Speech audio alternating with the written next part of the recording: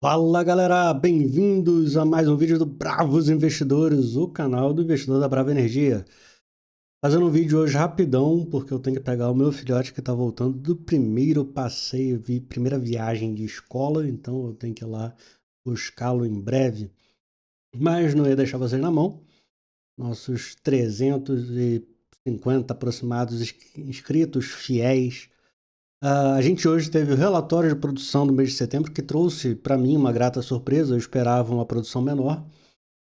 Batemos recorde de produção, a gente tem o Pepe nesse final de semana, a gente teve Baker Hughes lá e a gente tem que falar um pouco sobre o que espera o próximo balanço agora dia 5. Já comecei a fazer um apanhado dos números, já estou começando a trabalhar na minha planilhinha, mas tenho já algumas coisas para falar para vocês. Então vamos que vamos.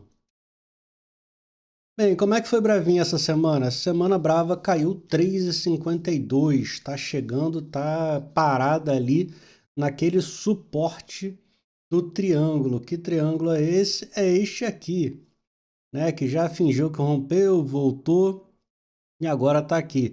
Estamos num ponto relativamente baixo de FR, alguma coisa que me diz que a gente está quase sobreveendido, mas está saindo volume.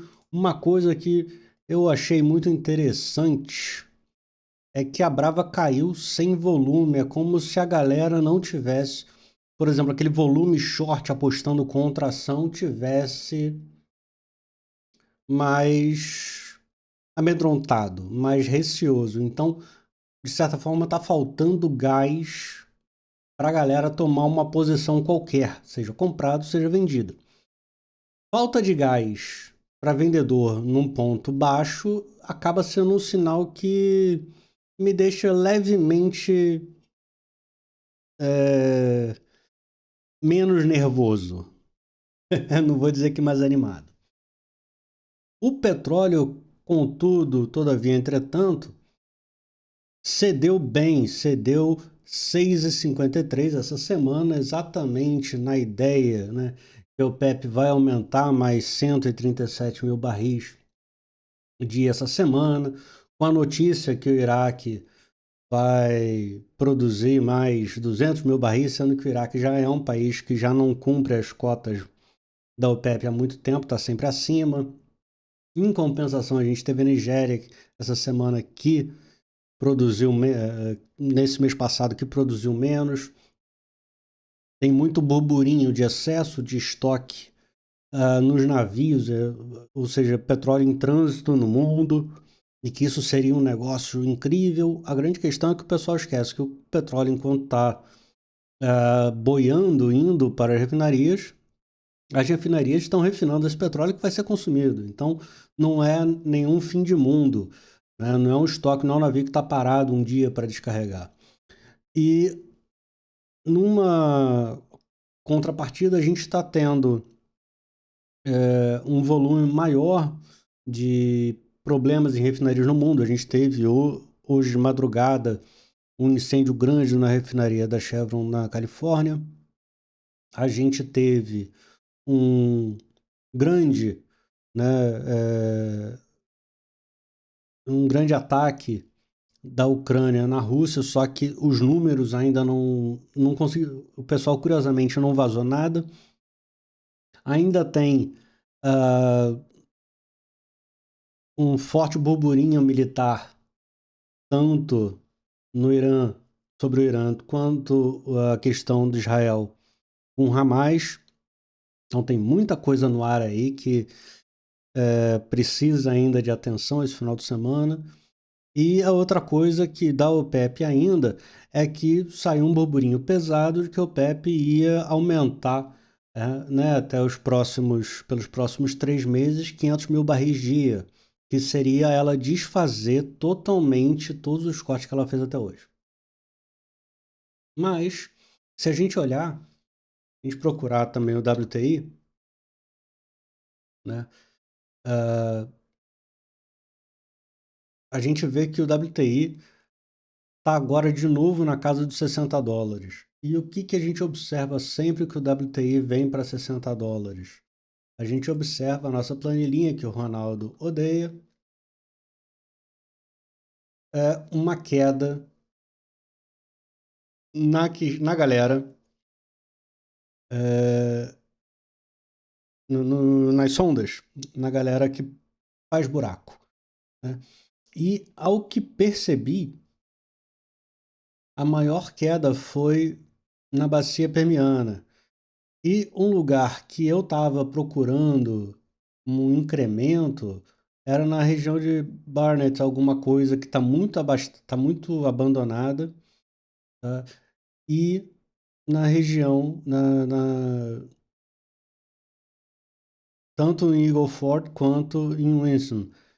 Manutenções, ainda quedas relevantes para o ano, né? A gente nota que no ano está bem baixo, mas de resto seguimos com um nível baixo, um estoque baixo de sondas, o que nos leva a crer que para os próximos meses o nível de produção americano deve ceder mais, tá? Agora vamos falar da Brava um pouquinho, né? A gente soltou o nosso relatório de produção, lindo, maravilhoso, foi muito bom mesmo, tá? Tô gostando, eu sei que isso traz um esforço gigante da equipe da Brava de trazer tão cedo assim.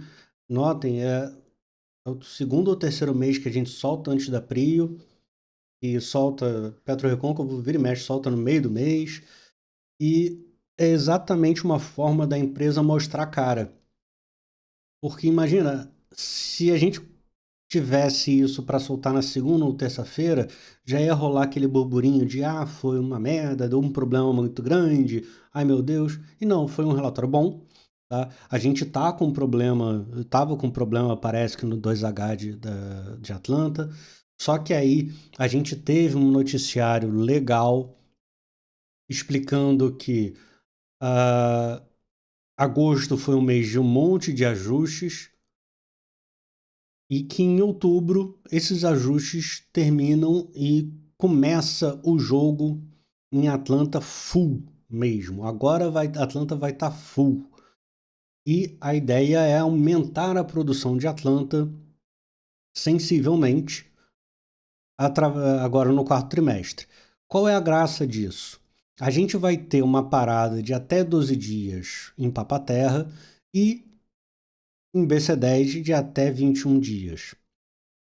Se a gente tiver um ramp-up legal em Atlanta, um bom nível mesmo, tá? Eu tô falando aí, buscar de novo seus 40, 45, num sonho maravilhoso 50. De certa forma, a gente equilibra Papa-Terra, essa parada de Papa-Terra e a parada do Parque das Conchas. Por que isso é importante? Para manter a produção e tranquilizar o mercado. Um ponto importante, eu vi hoje uma autorização do IBAMA sobre Atlanta, onde Atlanta pede a utilização de desemulsificantes. Basicamente, isso é um separador de bolha, né? Ele separa melhor, ele corta melhor líquido de gás. Isso pode ajudar na redução, na melhora do corte de água e petróleo, mas principalmente facilita a separação de gás e petróleo. Aumenta a eficiência da plataforma, isso evita problemas em bombas, porque quando você tem muito gás no poço e ele está muito, como eu posso dizer, muito misturado com petróleo, isso pode gerar um problema chamado cavitação, que é o bom e velho ar entrando em bomba. Quem mora em casa e tudo mais, que tem bomba, sabe que isso é um problema quando entra ar na bomba, a bomba não funciona. E numa bomba, num sistema de bombeamento submarino pesado, relevante, isso acaba forçando demais o equipamento, pode gerar uma quebra prematura, pode gerar superaquecimento, pode gerar um monte de coisa ruim para a bomba. E, além disso, quando esse petróleo chega na plataforma, para ser tratado, para ser separado, isso também gera um retrabalho, aumento de custo, perda de eficiência. Então, se a gente já separa o gás do petróleo e, de preferência, conseguir separar um pouquinho da água do petróleo lá embaixo, no poço, a gente consegue melhorar a produtividade do campo como um todo.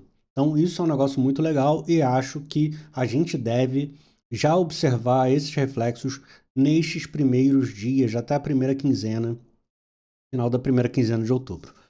Ademais, entendo, né? Eu não sei se vocês lembram, mas a gente teve o anúncio de um programa de ADRs e tudo mais.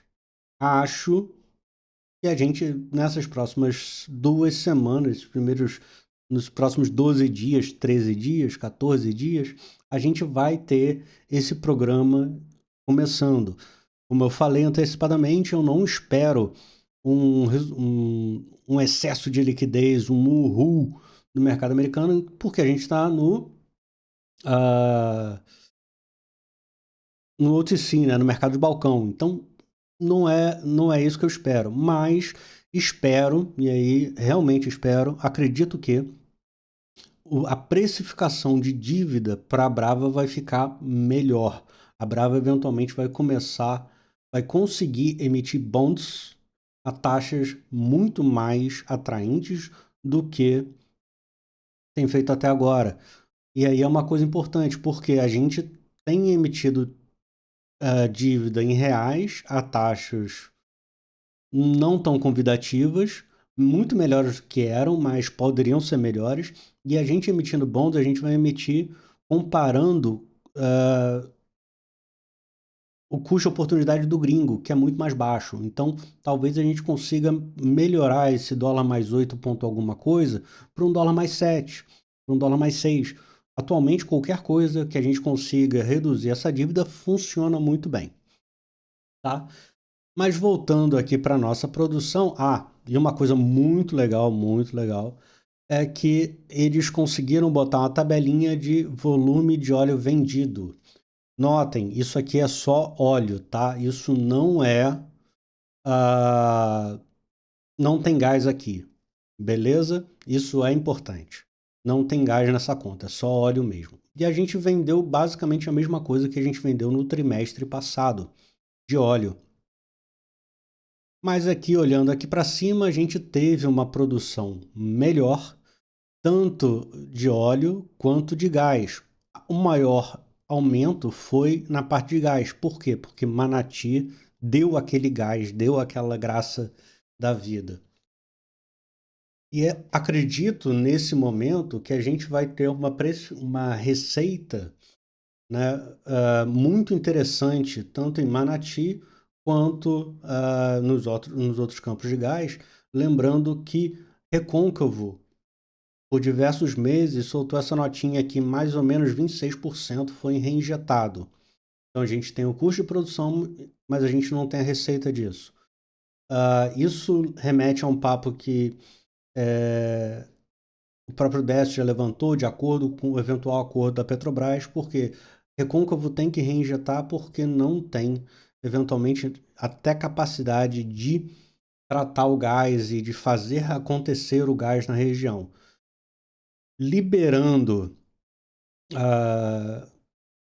Manati, fazendo as conexões com Manati para usar a unidade de tratamento de Manati, que tem uma capacidade ociosa grande, a gente talvez consiga usufruir desse gás que a gente está reinjetando para injetar na rede e ganhar dinheiro, tá? E outro ponto que é importante é os polos produtores de gás, aí a gente tem Potiguar, Recôncavo, BC10, Peroá, Manati e Pescada, injetou na rede e vendeu, tá? Então, é uma situação que não é como do petróleo, que tem que embarcar. Não, isso aqui já sai embarcado, já sai resolvido. Então, é um ponto positivo para isso. Então, eu fiz já umas contas, tá? eu peguei aqui, fiz uma tabelinha, eu sei que o Ronaldo odeia tabelinhas, e aí eu fiz basicamente produção, desconto por barril, preço de gás, um fator e tudo mais, fiz um monte de conta. E basicamente o que eu cheguei? Eu cheguei que o upstream nosso deve ter, dados os petróleos, os câmbios e tudo mais, e lembrando que Atlanta, BC10, Papa-Terra e Potiguar tiveram renegociações de preços. Então a gente teve redução de custo, a gente teve aumento de receita, tem um monte de coisa legal que aconteceu nesse trimestre, e aí a gente tem que bater palma pro Pedrão, nosso diretor de novos negócios comerciais e pica das galáxias. Isso é culpa dele, né? Ele está conseguindo tirar leite de pedra aí do negócio. E existe então essa possibilidade de termos uma receita maior. Ah, Felipe, mas o dólar caiu. Sim, o dólar caiu, mas o petróleo médio ficou similar, até um dedinho maior, dependendo do momento que a gente for olhar, com relação ao trimestre anterior. E a gente tem que olhar também que o volume aumentou. Então, a receita com petróleo e com menos desconto e com menor lifting pode ajudar a gente. Eu já comecei a fazer minha planilha Mandrake, mas ela só começou, tá? Ainda tenho que mexer nisso aqui tudo, por isso eu nem vou abrir muitos números para vocês.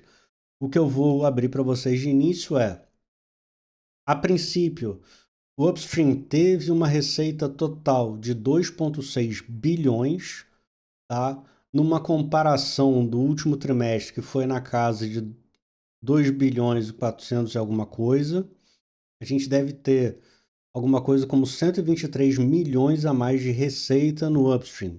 Essa é a minha conta, tá? É o meu primeiro chute. Com isso, a gente já tem agora uma ideia total da receita, ainda temos estimativas de CAPEX, de custos e tudo mais que ainda vão ser construídas nos próximos dias por mim e provavelmente vamos ter também prévias do mercado com relação a isso. Mas é importante lembrar, essa produção aqui é muito legal já. O que a gente deve observar para o próximo trimestre? Tá? Um aumento, uma volta de um incremento novo em Atlanta, Atlanta voltando a produzir bem, produzir até mais do que produziu no passado. Manati e companhia mantendo a produção em bom nível. Potiguar segurando ali a rebordosa, mantendo a produção. Talvez Recôncavo consiga dar um jeito no gás, porque a gente está chegando na época de seca no Nordeste, onde se usam mais termoelétricas. Talvez Recôncavo seja um player de injeção de gás aí nesse canto. Não sei como seria feito, mas pode ser um ponto importante aí nesse momento. Tá? Além disso, o que a gente tem? E eu tenho que prestar atenção no call agora no dia 6, no próximo dia 6 de novembro, a questão da NTE, né? Fechamos o trimestre, o que sabemos, o que temos, não notícias, na realidade, né? O que não se sabe é se a NTE de fato pagou. O que entendo é que não pagou, não conseguiu arcar com as coisas. E aí isso teria repercussões.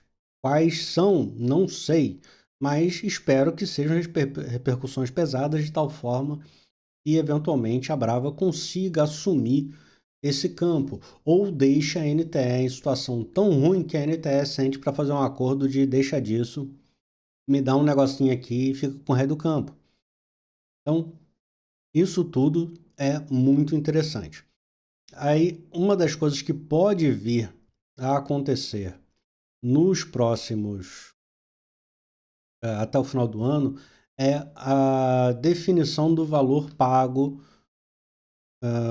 pela Petrobras para o pessoal do BC10. Aí a gente ganha alguma coisinha. Não vai ser nada maravilhoso, mas é alguma coisinha que vai ajudar no caixa. A gente teve no trimestre o closing do negócio com a PetroRecôncavo. A gente teve no trimestre o adiantamento da Inson, a gente teve pagatório de Papa-Terra, a gente teve pagatório de outras coisinhas. Então, a previsão de fluxo de caixa vai demorar um pouquinho porque é demorado mesmo. Mas o que eu tenho prévio? Tá? Operacionalmente, a gente vai ter deve ter um EBIT na casa de 1,6. A gente deve ter uma geração de fluxo de caixa operacional muito próxima disso, na casa de 1,3, 1,4, se bobear um pouquinho mais. Tá? Uma projeção, um operacional de fluxo de caixa como um todo sensivelmente maior. Tá? Por essas antecipações, foram 260 milhões de dólares. A gente está falando de 1 bilhão e blau. A gente tem mais cento e tantos milhões de reais vindos da PetroRecôncavo. Então tem dinheiros vindo. Esse foi um trimestre de excelente geração de caixa, tanto operacional quanto não operacional, não recorrente. Tivemos pouco CAPEX, diria que próximo de nenhum. Não tivemos ABEX. Eu até perguntei, o próprio Pizarro me respondeu no Brava Day. Entre nada e coisa nenhuma do Petrojal para esse trimestre. Já está acabando. Então, coisinhas legais acontecendo. Só que isso vai demandar um movimento de deixa eu ver o que está acontecendo com mais serenidade, né, para eu conseguir estimar melhor o chute de qual vai ser o resultado da Brava. E uma das coisas que eu estou aqui tentando equilibrar é que ao mesmo tempo a gente teve o câmbio cedendo, o que vai ajudar, e a gente teve o desconto que a gente deu para essa antecipação da Inson. Não sei se vão se equilibrar. Então, estou tentando entender a conta financeira de resultado financeiro, como é que vai funcionar nisso. Estou tentando estimar os efeitos do hedge. Foram positivos, mas tem muita coisinha e para fechar um número vai ser um pouco mais difícil, né? Para pensar no lucro líquido. Lucro líquido, como tem tributo, conta financeira e tudo mais, é sempre mais difícil. Tá certo? Então, é isso, galera. Foi um trimestre muito legal para a Brava, independente do petróleo. Existe um cenário onde o petróleo pode recuperar ainda nesse final de ano, da mesma forma que existe um cenário que o petróleo pode ceder um pouco mais até o final do ano. Mas isso vai impactar já direto a produção americana, que é a maior do mundo. Então, temos que ficar de olho bem grande, certo? Olho bem aberto. Porque hoje, no nível da produção americana, se os caras pararem de investir em novos poços, em novas coisas, se ficar ruim demais, 1 milhão de barris cede rápido, cede em questão de meses. Então, equilibra, certo? Bem, é isso, galerinha. Muito obrigado pela atenção. Desculpa fazer um negócio mais rápido hoje, é que realmente eu tô corrido, tô saindo lá para buscar meu filhote. Abração para todos. Fui.